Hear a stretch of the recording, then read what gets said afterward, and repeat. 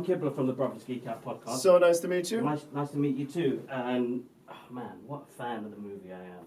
Like absolutely gobsmacked. Oh, thank you. Like it's really you pay homage to what has come, and then you bring something fresh to the table as well.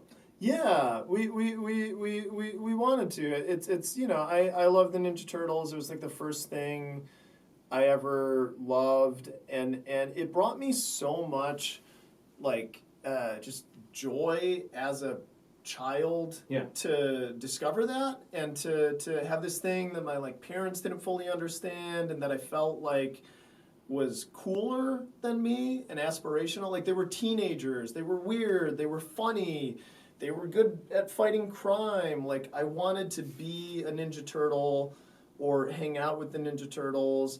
And it was so creatively inspiring to me at a young age that the idea to like bring that to a new generation was thrilling. And I think you only do that by making something that's more new than it is a rehash. So it was really important to honor the past and the nostalgia and the things that we as fans love, but also just like make it relevant and compelling and funny and really work for modern audiences.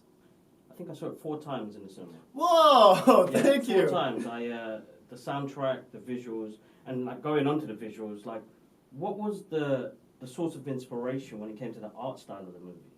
We wanted it to look like teenage drawings, like the way that like when you're is that can I draw on this? Of course, I always like mime this with my fingers, but it's like when you're like a teenager, you're like, oh, okay, I'm gonna draw a face and I'm gonna like start with the eye and I'm gonna like draw the shape of the eye and I'm gonna like shade it and I'm gonna draw every line around it and every eyelash and I'm gonna like I'm better at drawing now, so that's not a terrible eye. That doesn't actually make the point I'm trying to. But it's like when you're a teenager, it's like No, of course, yeah. Yeah, the shapes are like all distorted and your like passion is kind of betrayed by the fact that you just like don't know anything about drawing yet. And there's like this really beautiful poetic metaphor in that. Like that's like what being a teenager is, where it's like, I can do anything. I'm invincible. Yeah, I'm going to draw that eye. Yeah, I'm going to draw that hand. No, I don't know what I'm doing, but I'm not going to let that stop me. It's amazing because I'm an artist. I've been an artist for 20 years now. Well, probably from 38 years when I was drawing on mum's walls. But you captured that source of, I'm just going to have fun with this and try and work it out along the way. And it really just spoke out loud to me because I've been doing canvas artwork and comic book artwork for, as I said, 20 years. But to see it represented on a screen on that large scale and how can I say, it's not messy, but it is. Yeah, it's messy. It's messy. It's visually stunning. It's like we do this thing where it's like okay, so you're drawing a building or something, and it's like you start and you draw the building. You've got straight lines, and you draw that first window, and then you have to draw 20 more windows, and by the end, your like perfectly straight window becomes just like a squiggle, and it's like. We tried to build those things into the design of the world so it felt like it has human laziness. Like, it was a lot of work to make it seem like we were cutting corners. No, of course. Which is... I think it just made us laugh, where we're like, that's crazy. We shouldn't be allowed to get away with doing that, but we're doing it. Because it's the form of expression of art where it's there. Yeah. And it speaks out in loud words, and seeing it in its form for the Turtles, like, it literally blew my mind because I'm a visual person. I suffer dyslexia, so information like that speaks to me in loud words. Yeah. So it really, I actually, when I saw everything put together so well. Yeah. And as you said, it must have been messy trying to do that in the process.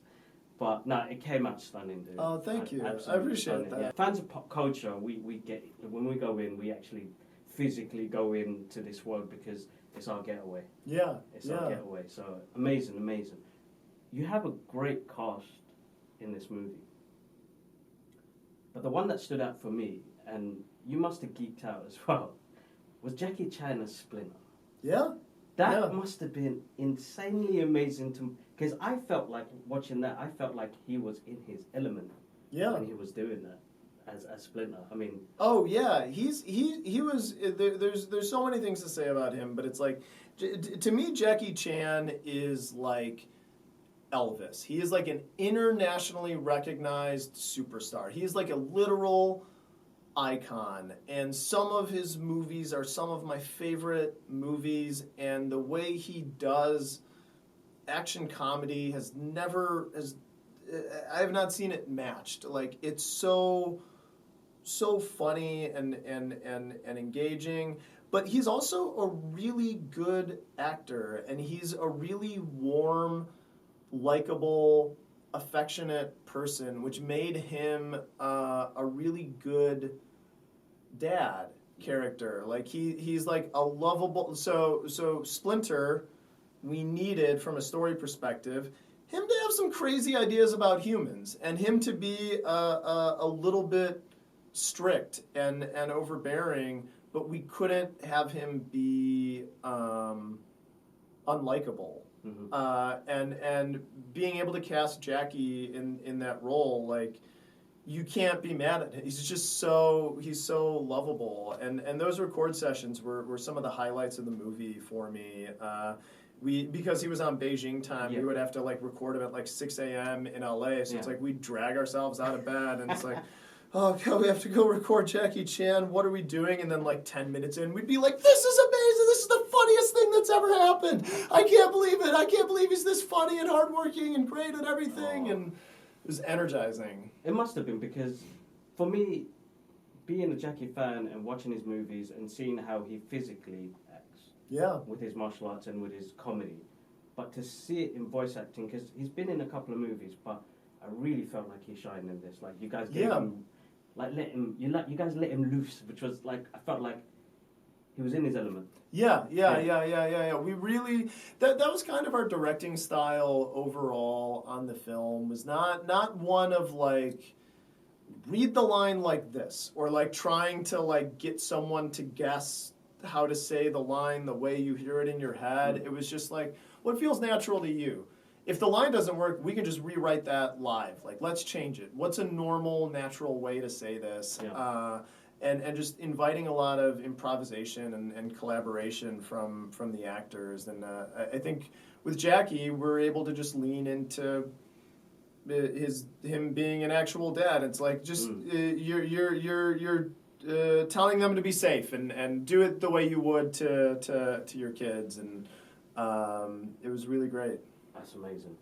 How do you keep control of, like, actors with the cast that you had, kind of staying in the lane and not messing around too much? Because you've got comedians like Paul Rudd and you've got John Cena, and you're like, oh, this could get a bit much. Like, how did you control? Like, how do you feel like you did? I feel like I learned a lot from Seth in that regard, and he talks about his experience on like 40-Year-Old Virgin, and like, just they would spend days just improvising, and the studio would be like, what are you doing? You're wasting money. But it's like, you just improvise, and then you go through and edit, and you comb together and find the gold nuggets, and then you put them next to each other, and then you have something that kind of works. But there were a couple times where we'd have to be like, all right, okay, let's go back to this, or you would like rewrite something live, where it's like someone would say something funny, we'd be like, oh, that's great, okay. Nick, you say the thing you said again. You're gonna do that. Say that, and then Brady, you say that line, and we would like try to recreate something that had just come out organically in a way that like had structure and rhythm and made sense from a dialogue perspective. Oh, it's brilliant! Absolutely brilliant. I would have found that chaotic. It's hard enough trying to look after just a single sketch work when I'm doing it for a customer, to trying to manage different personalities as well. Yeah. Sometimes with clients you can be a bit too much, and you're like, how do I tone this down and work with Yeah, this? yeah. So it's interesting that you went through that process. I did want to ask, with the original concept idea of putting this movie together, the soundtrack, what made you guys go back to that era? I just love hip hop. It's music that I love, and the movie had to take place today. It had to take place in the 2020s, but in my head, it's a late 80s, early 90s franchise, and doing that with the music felt like a way to evoke that time period without having to like actually set the film in like 1990, and it was just it was a great opportunity to like use a lot of songs that I absolutely love. That was one of the most joyous parts of making this film. It must have been. It must have been. I'm a music man myself, so getting to hear those tracks as well, it does take you back to that era. I did want to ask you, if you were one of the Turtles, which one would you be? I mean, out of these four, I mean, okay, when I was a teenager, I was Donnie. Okay. Today, I'm more of a Leo. I'm more of a square. I'm the one trying to keep everyone together and on mission when no one else cares. That's brilliant. That's brilliant. I was a Raph in my teenage years. Leo now because I am the eldest in the family. So yeah, I suppose it changes with the times. It's your responsibility. Definitely. All right. So my listeners wanted me to do a quick fire round question trivia. Okay, great. So, what is the Turtles' favorite pizza topping? I don't know. I think Mikey likes jelly beans. Is that? Is there an answer to these, or there is an answer? What is the answer? So that one's pepperoni. No!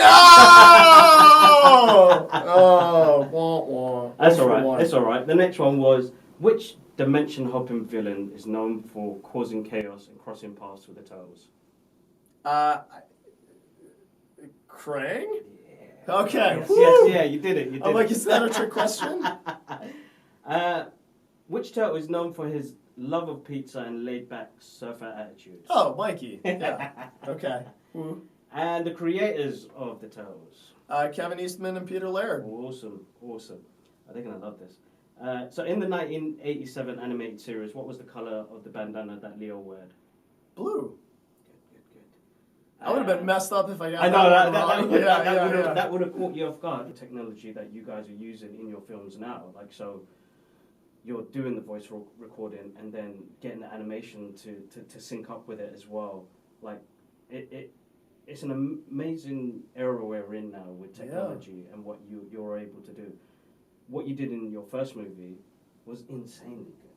Like it was a different level, and just the stylistic style of it. It was like there's directors that come in and writers that come in. I mean, like for me, like Hong Kong cinema is a big thing. So John Woo plays a big part, and I know that when it comes to his style of action, it's really artistic. Yeah. So it was what you do with your direction in animation is just insanely good, dude. So thank congratulations. You. I appreciate that. It's I love I just rewatched To Live and Die in L.A.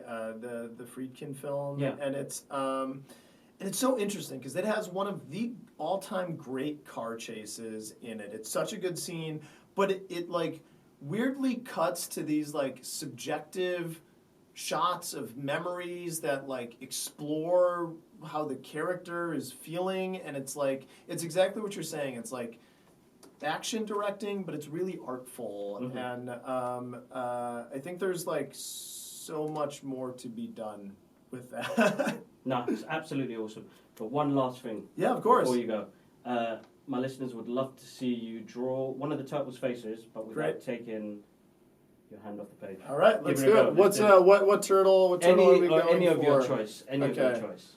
Let's go. Who's your favorite turtle today? It's going to be Mikey. All right, Mikey. Let's do give this a go. Mutant Mayhem, Mikey. And here we go.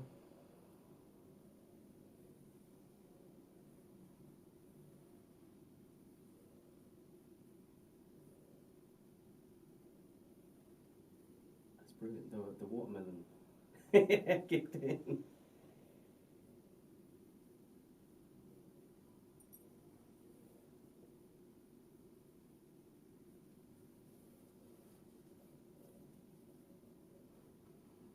Boom. Jeff, That's what we got. thank you so much. Oh, of course. It's such a pleasure. My to meet you. pleasure.